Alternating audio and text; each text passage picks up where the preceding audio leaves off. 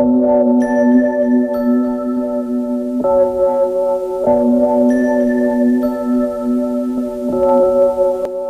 वालेकुम।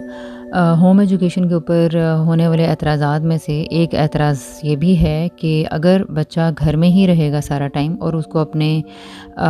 सारी स्टडीज़ घर में करना है, तो उसका सोशल एक्सपोज़र बहुत कम हो जाएगा, उसको उसकी सोशल लर्निंग नहीं होगी। जबकि ऐसा बिल्कुल भी नहीं है। हकीकत ये है, अगर आप थोड़ी देर के लिए अपने प्रीवियस पर्सपेक्टिव से ऊपर उठ के सोचने की कोशिश करें, तो पहले मैं एक तवज्जो दिलाती हूँ कि स्कूल जाने वाले बच्चों के लिए अगर आप नोट करें तो क्या रूटीन्स हैं। Children they are going to schools at early morning, जल्दी उठते हैं। पूरे दिन वहाँ पर एक उनको अपनी मर्ज़ी के ख़िलाफ़ एक रूटीन फ़ॉलो करना पड़ती है। पीरियड्स उनके टीचर्स ने डिसाइड किए हुए हैं, उनका दिल चाह रहा है, दिल नहीं चाह रहा, उनको वो सब्जेक्ट्स पढ़ने हैं और उनके बीच में जो भी इश्यूज़ हैं, वो जहाँ पे भी उनको प्रॉब्लम्स हो रहे हैं, उनको हर सूरत में टीचर के पेस के मुताबिक वो चीज़ करनी है। और अगर वो नहीं करेंगे तो उनको रिवॉर्ड्स एंड पनिशमेंट्स के ज़रिए कॉन्टीन्यूसली ये रीइंफोर्समेंट्स हो रही होती हैं और टाइम आउट्स का थ्रेट होता है और इस तरह की चीज़ें, और उनको करना ही करना होता है। ओ आपको स्टार मिलेगा, oh very good child, who is the brighter child, ये बेस्ट बच्चा है, या तो इस तरह के रिवॉर्ड सिस्टम है, और या फिर ये है कि मैं आपको प्रिंसिपल के पास ले जाऊँगी, मैं आपको बाहर निकाल दूँगी, मैं आपको फ़ेल कर दूँगी, आप फेल हो जाएंगे, आपके बाबा को कंप्लेन चली जाएगी, आपकी ब्रेक नहीं होगी, आपकी रिसेस नहीं होगी, all these techniques teachers use to control the children's behavior और उनको compliance में मजबूर करने के लिए। तो ये एक पूरे दिन का एक ट्रॉमेटिक एक्सपीरियंस होता है जो बच्चा अपनी मर्ज़ी के ख़िलाफ़, यानी just imagine by putting your self in the equation कि जब आपको आपकी मर्ज़ी के ख़िलाफ़ किसी जगह पे इतनी देर के लिए बैठाया जाए और whatever you want to do आपको करने के लिए ना परमिशन मिले, तो how you will feel about that. तो यहीं से आगाज़ होता है जी, इस एजुकेशनल सिस्टम से बच्चों की सेल्फ़ इस्टीम ख़राब होती है, उनकी ऑटोनॉमी बुरी तरह हैम्पर होती है, तो कंप्लाइंस के ऊपर मजबूर होते हैं, यानी कि दूसरों की बात अपनी मर्ज़ी के ख़िलाफ़ जाकर मानना। इस किस्म की बहुत सारे नुकसान सामने आते हैं। ये तो है स्कूल का बच्चा वापस आता है तो उसको माँ एक प्रेशर में है कि उसने होमवर्क ख़त्म कराना है, और उसको बच्चे आएंगे, वो अभी खाना भी नहीं खाया होता उन्होंने, और यूनिफॉर्म चेंज करके रिलैक्स होने के मूड में भी पूरी तरह नहीं होते कि उनको एक अगली चक्की में पिसना होता है। दैट इज़ आपको या एकेडमियों में जाना पड़ रहा है या आपको ट्यूशन्स जाना पड़ रहा है, और आपको सिपारे का टाइम मिला हुआ है जी, और अब कारी साहब के पास जाना है, अब मस्जिद के पास जाना है, या कारी साहब आपके घर आ रहे हैं, और फिर तकरीबन 2 से 3 घंटे की 1 घंटे का सिपारा टाइम है, 2 घंटे का आपका एकेडमी का टाइम है, बीच में ट्रैवलिंग का टाइम है, और फिर उसके बाद एकेडमी के असाइनमेंट्स हैं और फिर स्कूल के असाइनमेंट्स हैं, और ये मैट्रिक सेकेंड ईयर तक के हमारे बच्चे ये काम करते ही चले जा रहे हैं और उनको यही रूटीन फेस करना पड़ी है। वीकेंड के ऊपर भी कुछ ना कुछ टेस्ट वेस्ट होते हैं और इस तरह की चीज़ें, और इसमें बच्चे के लिए जो अपनी सोचने का, अपने एक्सपीरियंसेस करने का, लाइफ को देखने का, एंजॉय करने का टाइम है कहाँ। यानी स्कूल में अगर बेस्ट मेमोरीज आप बच्चे से पूछें तो ये उनके होते हैं, और that is their best friends. School क्यों जाना चाहते हैं, स्कूल जाने का क्यों दिल कर रहा है, तो मेरा वो फ्रेंड है। तो उनकी कोई मेमोरी लेसन के साथ, कोई ऐसी खूबसूरत यादें उनकी टीचर्स के साथ नहीं हैं। फ़लाँ टीचर बुरी हैं, वो टीचर डांटती हैं, वो टीचर बहुत स्ट्रिक्ट हैं, वो टीचर हमें वॉशरूम नहीं जाने देती। और अच्छे से अच्छे स्कूलों के अंदर मेरा ये एक्सपीरियंस है कि टीचर्स इस तरह से करते हैं कुछ ना कुछ चीज़ें जिसमें कि कम से कम बच्चे के इंटरेस्ट को बिल्कुल भी मद्देनज़र नहीं रखा जाता। बहुत सारी जगहों पे है भी है, सब कुछ बुरा नहीं है, लेकिन बहुत कम आटे में नमक के बराबर ऐसी कोई सिस्टम के अंदर कोई आपको एक बड़ी अच्छी चेयरफुल सी टीचर नज़र आ जाएंगी जो कि बच्चे के इंटरेस्ट को और बच्चे की चॉइसेस को देखकर आगे चलने वाली होंगी, और उनको टाइम देती हैं, उनको मार्जिन देती हैं, उनको अंडरस्टैंड करती हैं। ये स्कूलिंग सिस्टम मैंने आपको इसलिए बताया है ताकि समझा ये जा सके कि होम एजुकेशन या होम स्कूलिंग या अनस्कूलिंग किस तरह से बच्चों की लर्निंग में फ़ायदा दे सकती है। तो सिर्फ जो एक एतराज़ था जो मैंने बताया कि आप स्कूल वाले बच्चे को देख लें, तो मुझे ये बताएं कि इनकी सोशल लर्निंग कहाँ हो रही है और क्या हो रही है। Yes, they are going outside, they are interacting with the people, but that is a forced interaction. उसमें तो उनको एक एजेंडा पकड़ाया गया है जिसके तहत उनको ट्यूशन में वो बातें करेंगे, उनको डांट पड़ेगी। स्कूल में होमवर्क के बीच में वो रबर मांग लेंगे तो उनकी ज़िंदगी अजीरन हो जाती है। बच्चे किसी ने पेपर के ऊपर काम करने में देर कर दी है, कॉपी के ऊपर कॉपी किसी से मांग लिया है तो why you are whispering, why you are not quiet, इस तरह की सारी बातें। तो इंटरेक्शन तो होने ही नहीं दिया जा रहा। सोशल विजडम तो बच्चे के अंदर पैदा होनी ही नहीं जा रही। 15 मिनट की ब्रेक पूरे 8 घंटे के बेगार के अंदर मिलती है और उसमें बामुश्किल वो अपना लंच ही कर पाते हैं। तो अब मैं आती हूँ कि होम एजुकेशन में क्या हो रहा है एक्चुअली। होम एजुकेशन में एक्चुअली ये हो रहा है कि बच्चा इंटरेस्ट्स को फॉलो करने के लिए आज़ाद होता है। वो मट्टी के साथ खेलना चाह रहा है, वो सुबह गार्डन में जाना चाह रहा है, और घर की अंदर मामा को कोई काम पड़ गया है, माँ को ज़रूरत है किचन में घर के मुख्तलिफ़ एक्टिविटीज़ को सर अंजाम देने में, चादरें बिछानी हैं, घर की सफाई की कोई एक्टिविटी करनी है, जी आज हम अपनी लाइब्रेरी की सफाई करेंगे, आज हम टॉय बॉक्स की सॉर्टिंग करेंगे। इन सारे छोटे छोटे कामों के अंदर बच्चे इन्वॉल्व हो रहे होते हैं। उसका इंटरेक्शन सबसे पहले तो अपने माँ और बाप के साथ ज़्यादा होता है। अगर आपका बच्चा स्कूल जा रहा है तो बाप अगर सब्ज़ी लेने जा रहा है, चिकन लेने जा रहा है, ग्रॉसरी करने पेरेंट्स जा रहे हैं, तो बच्चों को अमूमन छोड़ दिया जाता है कि बच्चे ट्यूशन गए हैं, चलें जी हम ग्रॉसरी कराते हैं। अब बच्चा कारी साहब के पास गया हुआ है तो चलें जी मैं मार्केट से चला हो आता हूँ। इस तरह बच्चा हर वक्त इस पूरे एजुकेशनल सिस्टम के अंदर तो बच्चा अपने पेरेंट्स से ही कटा हुआ है। जब माँ और बाप के इंटरेक्ट करने का टाइम आता है, जब वो लोग खाना खाते हैं, तो उस टाइम पे भी जो सवालात चल रहे होते हैं कि तुम्हारा वो टेस्ट हो गया, तुम्हारी वो असाइनमेंट हो गई, तुमने वो कर लिया, तो माँ और बाप का रिलेशनशिप तो टोटली जो सोशल विजडम जो यहाँ से पैदा होनी थी, माँ और बाप के साथ हेल्दी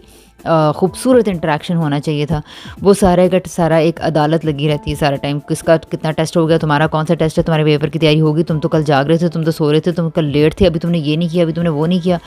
और बच्चा एक कॉन्टीन्यूसली प्रेशर में, एंजाइटी में और इस तरह के मसाइल के अंदर रहता है जहाँ पर उसको हर कोई अकाउंटेबल, उसने हर किसी ने उसको अकाउंटेबल ठहराया हुआ है। तो ये पहली चीज़ तो यहाँ पर ही घर के अंदर ही लोगों से बहन भाई आपस में खेल रहे हैं, वो खेलना चाह रहे हैं, वो मस्तियाँ करना चाह रहे हैं, वो इकट्ठे ड्रामा देखना चाह रहे हैं, इकट्ठे कार्टून देखना चाह रहे हैं। तो पहली चीज़ तो ये है कि सिबलिंग्स का इंटरेक्शन ही नहीं हो पाता। हालांकि बहन भाई जितना आपस में ज़्यादा इंटरेक्ट करते हैं उतना वो लर्न करते हैं। सोफा पे लड़ाई हो रही है, हीटर के आगे माँ के साथ बैठने पे लड़ाई हो रही है, या फिर लड़ाई नहीं हो रही तो तकरार हो रही है, और ये मेरे लिए भी फ्रूट काट दो, तुम मेरे लिए फ्रूट काट दो, आप भी मेरे लिए ले आओ, और या फिर वो शरारतें कर रहे हैं। एक भाई बहन भाई कोई नॉटी है तो वो कह रहा है कि मैं यहाँ पर आके बैठ।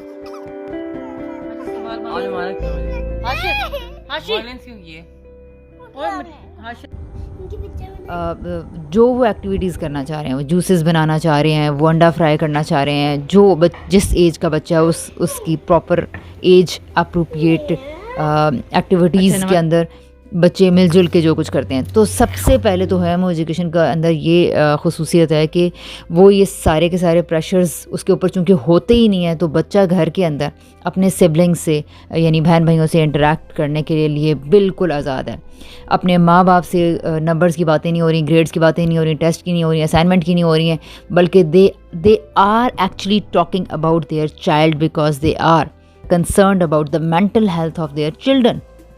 तो वो बच्चे को फोकस करके बातें करते हैं। बच्चे की खुशी के लिए बात हो रही होती है और बच्चे की ग्रूमिंग के लिए बात हो रही होती है, उसके स्किल्स को एनहांस करने के लिए बात। अभी कुछ दिन पहले तो आप कही थी कि मुझे आलू नहीं छीलने और काटने आते और सेब भी नहीं आता था। फिर बच्चों का बहन भाइयों का जितना आपस में इंटरेक्शन ज़्यादा होता है तो उनकी खिचपिच भी लगी रहती है और उनकी दोस्तियाँ भी बहुत होती हैं। आपने इतनी हेल्प करा दी मेरी डेडिकेशन। जब दोस्तियाँ होती हैं तो खूब हंस रहे होते हैं, कह के लगा रहे होते हैं और एक दूसरे को छेड़ होते हैं, वो चीज़ भी बहुत हेल्दी है। उसमें होता है कि आप पेरेंट्स के लिए प्रॉब्लम्स खड़े होने शुरू हो जाएंगे। तो अब पेरेंट्स के और बच्चों के बीच में कॉन्वर्सेशंस आप देखेंगे कि ज़्यादा होने शुरू हो गए। देखो तो सही क्यों अब इतनी उदास हो। बेटा मैं डिस्टर्ब हो रही हूँ, दादा डिस्टर्ब हो रहे हैं, आपकी एक अम्मा को पिक्चर ले हेल्प की लूँ? ज़रूरत है, बाबा इस वक्त सोए हुए हैं। तो बच्चे का पर्सपेक्टिव्स, मल्टीपल पर्सपेक्टिव्स डेवलप होने शुरू हो जाएंगे कि हमने अपना फ़न करना है तो किन बाउंड्रीज़ के स्माइल। अंदर करना है, हमारी एक लिमिट्स स्माइल क्या मामा को हैं, कर हमने दें। नॉट बाय द इतनी दुखी control but by the smile. Conversations बच्चा ये सीखना शुरू करता है। ऐसे नहीं, ऐसे नहीं, ऐसे ऐसे ऐसे ऐसे ना करो बेटा। तो ये मैं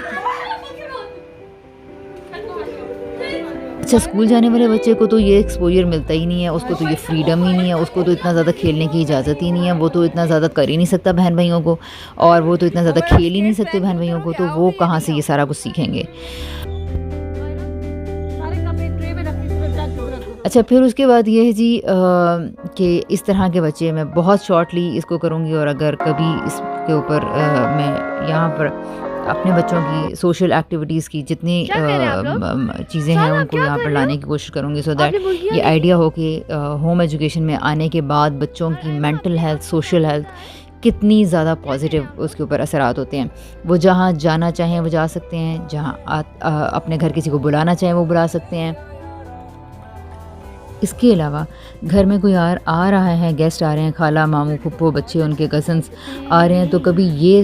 मसला नहीं पेश आएगा जी कि मेरे बच्चे का एग्ज़ाम हो रहा है तो प्लीज़ आप लोग नहीं आइए, आप लोग नेक्स्ट वीक आइए, आप लोग नेक्स्ट मंथ आइए। नेक्स्ट मंथ एक बच्चे का हो रहा होता है, फिर दूसरे कज़न के एग्ज़ाम्स हो जाते हैं, अब मेरे प्री बोर्ड हो रहे हैं, अब मेरे पोस्ट बोर्ड हो रहे हैं, अब मेरे बाय मंथली हो रहे हैं, अब मेरे बाय वीकली हो रहे हैं, और अब मेरे मंथली हो रहे हैं, अब मेरे एक भरमार है जिसके अंदर एक बच्चा फंसा हुआ है। तो बच्चों का इंटरेक्शन वहाँ तो आने जाने की ही इतनी सारी मजबूरियाँ बन जाती हैं कि नहीं है। लेकिन होम एजुकेशन के अंदर बच्चे इतने फ्री होते हैं कि वो अपने दोस्तों के घर जा सकते हैं, आ सकते हैं। जाने के लिए तो ऑफ कोर्स दूसरों के घर के मसाइल को मद्देनज़र रखना पड़ेगा, but they are open to invite other children at their home any time. अच्छा, इसके बाद ये है कि उनके लिए वीकेंड क्या उनके लिए सारे दिन में ऑटोनॉमी चूँकि होती है बच्चे के पास, वो सेल्फ रिलायंट होते हैं, अपने टाइम टेबल्स बनाने के बारे में, बिगाड़ते हैं तो खुद ही उसको ठीक करने के बारे में कॉन्वर्सेशंस करना शुरू कर दें कि क्या बहुत दिन हो गया हमने ये वाला काम नहीं किया, ये एक्टिविटी नहीं किया। End of course conscious parents they have an idea कि यार हमारा बच्चा अभी इस वक्त किस चीज़ के अंदर ज़्यादा इंटरेस्टेड है, किस चीज़ के अंदर कम है, और कौन सी चीज़ें ज़रा आउट ऑफ डीरेल ज़्यादा हो रही हैं, तो उनको अपने उसके अंदर कैसे लाया जाए, और आप दोबारा कॉन्वर्सेशन स्टार्ट करते हैं, और इस तरह से बच्चे खुद से सोचना शुरू करते हैं। इसी तरह बच्चों को घर के अंदर की एक्टिविटीज़ हैं या बाहर जाने की एक्टिविटीज़ हैं, बाग में जाना है, खेती बाड़ी का कोई काम करना है, कोई आपके घर में प्लम्बर आ गया है, कोई वुड वर्क्स का काम है, घर के अंदर 100 तरह के काम चलते रहते हैं, आपका नल का ख़राब है, इस सारे के अंदर टीम आपके बच्चे हैं। आपके हेल्पर के साथ घर में कोई काम करने हैं, आप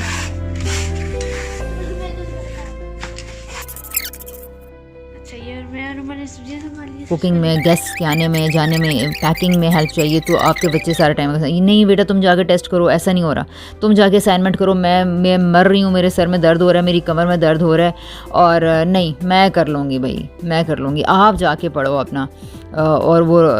जो भी हमें पता नहीं सो कॉल्ड क्या हमने रटवाना है या क्या बनाना है, आई डोंट नो पेरेंट्स क्या बनाना चाहते हैं, इतनी सारी, यानी ये मैं अगर 10 साल पहले बात कर रही होती तो मैं समझती हूँ कि ये काफ़ी रूड लगती है। लेकिन आज जबकि सब इस फरसूदा तालीमी निज़ाम से इस कदर तंग हैं, और सबको पता है कि जो हमारा बच्चा याद कर रहा है वो कहीं भी लाइफ में अप्लाई नहीं कर रहा। आज तक बच्चे अभी यानी हालत ये है कि बच्चे एग्ज़ाम्स के बाद आखिरी दिन किताबें जला रहे होते हैं, फाड़ रहे होते हैं, they hate books.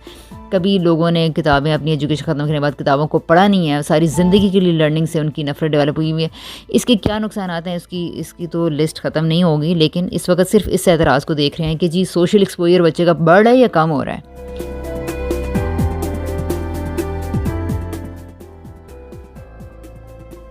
They are allowed to play any game,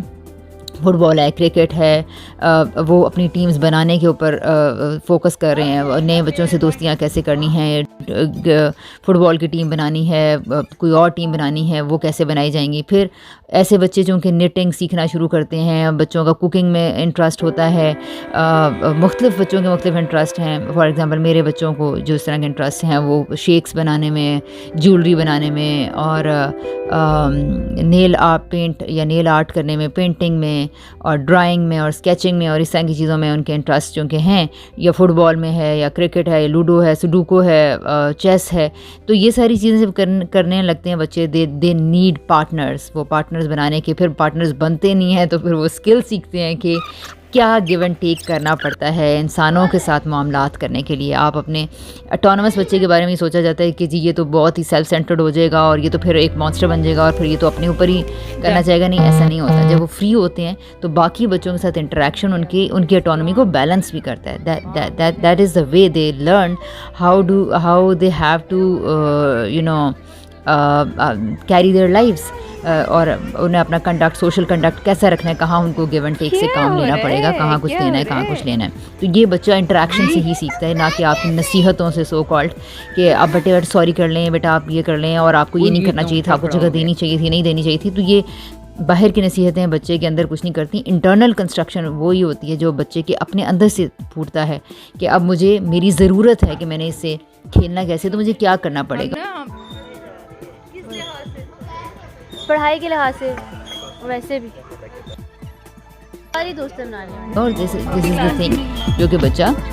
by time सीखता है, और बस वो पूरी पीछे सारा टाइम गुजारा है ना बगैर इसके, आनी चाहिए बाय एक्सपोजर सीखता है। तो इसके अलावा जी बच्चों के छोटे छोटे, आप जब बाहर चले जाएंगे तो चूँकि आपने होम एजुकेशन के अंदर पेरेंट्स का ये इरादा होता है कि वो बहुत सारी चीज़ों से बच्चे को इंट्रोड्यूस करवाएंगे, चाहे वो मिट्टी है, पत्ते हैं, फूल हैं, सब्जियां हैं, नंबर्स हैं, गेम्स हैं, तो वो हर तरह की चीज़ को अलाउ करते हैं विद इन दैट कंस्ट्रेंट कि यार मेरी ये मजबूरी है बेटा, मैं आज वॉशिंग कर सकूँगी या नहीं कर सकूँगी, मैं आज क्योंकि आपको इस काम से ठंड लग सकती है तो फिर इसमें आपको बाद में बड़ा फ्लू हो जाएगा, इसको प्लीज़ आप रहने दें। हाँ, इसके अलावा और किस तरह कि by introducing a variety of activities कि ये कुछ आप कर सकते हैं, और इन 2-4 कामों से प्लीज़ अवॉइड कर लें।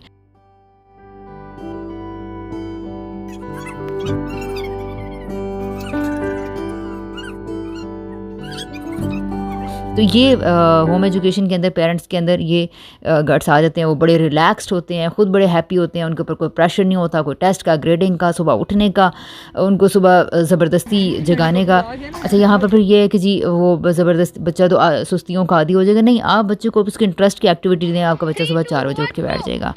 जब बच्चे के पास एक्टिविटी नहीं है या फोर्स्ड लर्निंग की तरफ आप लेकर जा रहे हैं तो वो 11 बजे भी अगर क्लास है ना तो फिर भी उठने के लिए तैयार नहीं होगा। एनीवेज़, तो इस तरह की बहुत सारी चीज़ें हैं जी जो कि इस तरह के एक्सपोजर्स में जाता है बच्चा और वो सीखता है और वो अपनी मज़े की चीज़ों को एंजॉय करते हैं, वो लाइफ में उनका इंटरेस्ट होता है, वो लाइवली बच्चे होते हैं और उनको आने जाने के अंदर और मुख्तलिफ़ चीज़ों को एक्सप्लोर करने के अंदर वो एक्सप्लोर करते हैं और आगे बढ़ते हैं, और यहीं से वो मुख्तलिफ़ फिनोमेना, चाहे वो वाटर साइकिल है, क्लाउड्स कैसे बन रहे हैं, बीच में पानी का सवाल आ रहा है, बीच में घास कैसे है, ये घास ऐसा क्यों है, और उनके सवालात चलते रहते हैं। ये बारिश अभी क्यों हो रही है, बारिश उस टाइम पे क्यों नहीं हुई थी, सूरज अभी क्यों कहाँ चला गया है, और हमारी ज़मीन घूम कैसे रही है, हम ऊपर हैं तो नीचे कैसे हैं, पहाड़ क्यों हैं, बर्ड्स अभी सर्दियों में क्यों नज़र आते हैं तो गर्मियों में क्यों नहीं नज़र आ रहे थे। ये आप बच्चे को बाहर लेकर जा रहे हैं, ये एक्सपोजर उसका नेचर से हो रहा है, उसका बाहर उसको लोगों से मिलना जुलना भी पड़ रहा है, इस्लाम दुआ करनी पड़ी है। अगेन ये मत भूलिएगा कि सिबलिंग्स के साथ और पेरेंट्स के साथ जो इंटरेक्शन है वो कितना बड़ा सोशल एक्सपोजर देता है बच्चे को। और फिर इसके बाद इसके अलावा ये कि घर में जब मेहमान आ रहे हैं तो अमूमन ये देखा जाता है, बेटा तुम्हारा चूँकि कल एग्ज़ाम है और तुम्हारी असाइनमेंट है तो तुम ऐसा करो, तुम तो जाके कमरे में बंद हो जाओ, और 14 और 18 साल के बच्चों को घर में आए मेहमानों को रिसीव करना नहीं आ रहा, उनको सलाम नहीं करना आता, वो सलाम करने के लिए तैयार नहीं है, लोगों से छुपते फिरते हैं बच्चे, और वो उनको कुछ किसी बड़ों से, बड़ों की दुनिया में उनको कोई इंटरेस्ट नहीं है, कुछ पता ही नहीं चलता कि उन्हें कैसे बात करनी है, क्या बात करनी है। माँ साथ बैठी बता रही होगी, बेटा अस्सलाम वालेकुम करें, बेटा थैंक यू करें, बेटा सॉरी बोल दें, बेटा, यानी आपकी डिक्टेशन पे आपका बच्चा चल रहा है and they are totally handicapped. तो उन बच्चों को अपनी कोई समझ ही नहीं होती कि उनको क्या करना है, क्यों करना है, किस लिए करना है। आप अब अभी बच्चे से सवाल करेंगे, ओके बेटा तो कौन से subjects you are interested in, और साथ में वो बताने ही लगी है कि मुझे आर्ट्स बहुत पसंद है, एंड बेटा science is your also favourite, तो साइंस भी तो आप बड़े शौक से, यानी हम हर टाइम पर बच्चों के अंदर से वो आंसर्स निकलवाना चाहते हैं जो हम चाहते हैं। तो इस तरह से उनका उनको तो बात करनी नहीं दी जाती, और they are somehow our children are dumb, they don't know how to interact, because जब वो बोलना शुरू करते हैं तो बीच में डिक्टेशन इतनी सारी आ जाती है, और फिर जब वो माइंड नहीं भी होती तो वो कुछ बता नहीं पाते हैं कि मेरा इंटरेस्ट क्या होता है। आई मीन बच्चे के दिमाग में घंटियाँ बजने चलती हैं कि ये तो मैंने कभी सुना ही नहीं है, कि यानी मुझे अपने इंटरेस्ट को भी फॉलो करना है। तो उनको जवाब देने नहीं आते, उन्हें बात करनी नहीं आती, उन्हें एक्सपोजर्स को डील नहीं करना आता। तो ये है जी। इसके बरक्स होम एजुकेशन के बच्चे जो घर में मेहमान आ रहा है, बड़े हैं छोटे हैं, वो बैठे हुए हैं महफिल के अंदर, एंजॉय कर रहे हैं, वो बातें सुन रहे हैं, वो घर के अंदर ग्रैंड पेरेंट्स की हेल्थ के हवाले से बात हो रही है, माँ बाप की मजबूरियों के हवाले से बात हो रही है, फाइनेंशियल कंस्ट्रेंट्स के हवाले से अगर बात हो रही है, ड्रामा चल रहा है तो उसके ऊपर तज्ज़िये हो रहे हैं, उसमें इन्वॉल्व हैं, फैमिली इशूज़ अगर डिस्कस हो रहे हैं तो दे आर गेटिंग इन्फॉर्मेशन कि अच्छा पप्पो के घर में क्या, खाला मेरी किन मसाइल से गुजरी है, मेरी अम्मी को क्या मसला हो रहा है, मेरी नानी के यहाँ क्या माहौल था, हमारे घर क्या माहौल था, ये सारे मल्टीपल फैमिलीज़ के पर्सपेक्टिव्स के अंदर उनको लर्न करना आता है, वो सीखना उनको आता है, और वो ये सारी सोशल विजडम लेकर बड़े हो रहे होते हैं। इन्फ्लुएंस उन बच्चों की बहुत अच्छी होती है, डिडक्शन उन बच्चों की बहुत अच्छी होती है, और ये सारे का सारा होता है सोशल लर्निंग से, जिसके बारे में एतराज़ ये किया जाता है जी कि होम एजुकेशन वाले बच्चों की तो सोशल एक्सपोजर्स ही नहीं होते हैं। और जहाँ पर जबकि स्कूलिंग में जाऊँ तो मैं ये देखती हूँ कि वहाँ पे एक्सपोजर्स में बुलिंग बहुत ज़्यादा है। यहाँ ऐसा मैं ये नहीं कह रही कि होम एजुकेशन के बच्चों के अंदर कोई बुराइयाँ नहीं आती, सब आती हैं, मार धाड़ ये वो,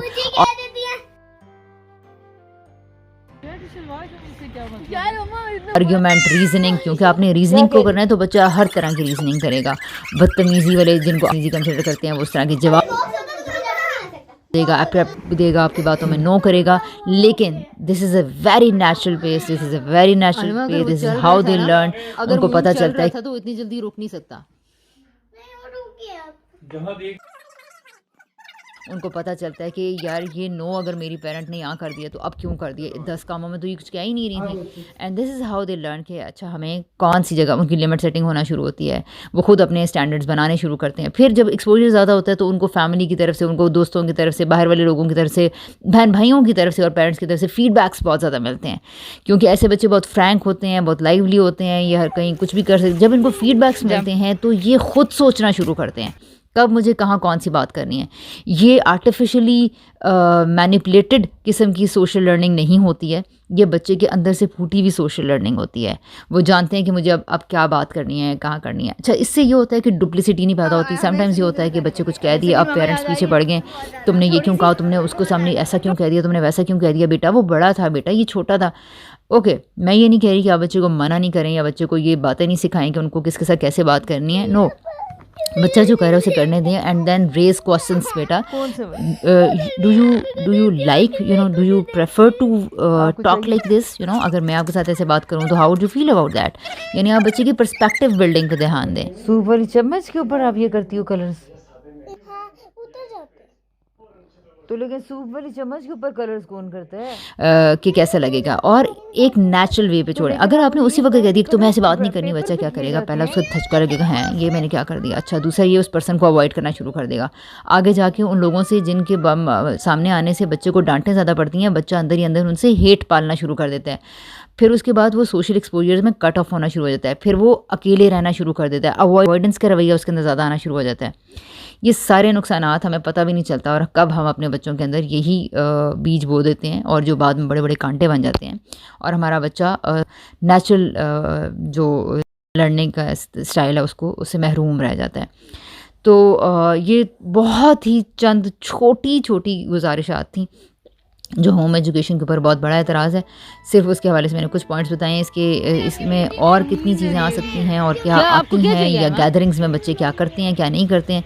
इन सब के अंदर होने वाले टर्माइल और टर्बुलेंस के बाद बच्चा जो कुछ सीखता है वो ऐसे सीखता है कि वो आपके कहने पे नहीं सीखेगा, वो अपने पैटर्न्स खुद बनाएगा, वो खुद सोचना शुरू करेगा, वो खुद सीखना शुरू करेगा, वो अपने डिसीजंस खुद करता है। And this is how they learn decision making. और इस बात का एक बहुत बड़ा फ़ायदा ये है कि बच्चा मुनाफ़क़त, डुप्लिसिटी से दूर रहता है, क्योंकि पेरेंट्स ने उसके रवैये को, उसके एक्शंस को मैनिपुलेट नहीं किया, उसके रवैये को आर्टिफिशियली उसके ऊपर कुछ रवैयों को फोर्स नहीं किया, बल्कि उस बच्चे के सामने सिर्फ रीज़निंग रखी है और उसने बातचीत करना शुरू की है। और फिर उस बच्चे ने अपने बारे में 1 महीने, 2 महीने, 6 महीने, 8 महीने में ख़ुद सोच के, ऑफ़ कोर्स इसमें बहुत ज़्यादा पेशेंट रहने की ज़रूरत है, लेकिन पेशेंस आ जाती है जब इंसान अपना होम एजुकेशन के हवाले से कंस्ट्रक्शंस क्लियर करता है। तो पेरेंट्स इन्हीं सारी बातों में, जिनमें पहले गुस्सा हो रहे होते हैं, उन्हीं बातों के अंदर एंजॉय करना शुरू करते हैं और उनका और उनके बच्चों के बीच में सच्चा प्यार डेवलप होना शुरू होता है, जो कि राइज प्रिवेलिंग एजुकेशनल सिस्टम के होने में नापैद हो चुका है। और मुझे लगता है कि होम एजुकेशन माँ बाप और बच्चों के ताल्लुक़ को ज़िंदा करने की एक अहम काविश है, जबकि स्कूलिंग सिस्टम में जाने वाले के अंदर जो बच्चे हैं, जो स्कूल्स में जा रहे हैं, जो यहाँ पर जिस तरह के स्कूल्स हैं, उनके पेरेंट्स के रिलेशनशिप अपने बच्चों के साथ बहुत ज़्यादा रिस्की हैं, ख़राब हैं।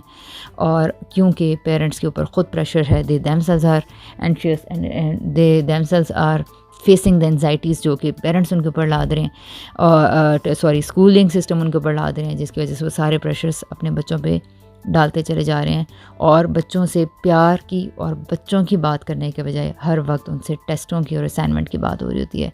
तो वो माँ और बाप का और बच्चे का रिलेशनशिप जो दरार का शिकार हो चुका है, जो मफकूद हो चुका है, उस प्यार को ज़िंदा करने के लिए, अपने बच्चों को ज़िंदगी में लौटाने के लिए और अच्छी ज़िंदगी देने के लिए ज़रूर सोचिए कि क्या इन सारी बातों में कुछ रियलिटी है या नहीं है।